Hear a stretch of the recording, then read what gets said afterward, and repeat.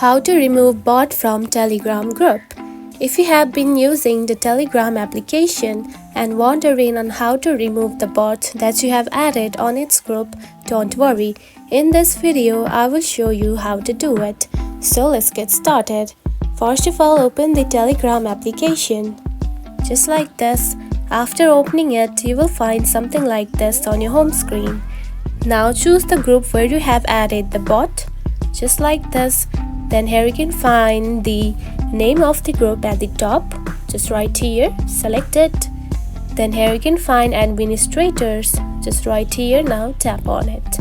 Then here you can find the bot. Just right here. Now select that bot's profile.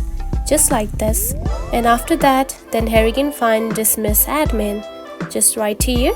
Now to remove them, simply tap on it. And now simply confirm it. Just like this. And now we can see the bot has been removed. And that's it. This is how you can remove bot from the Telegram group.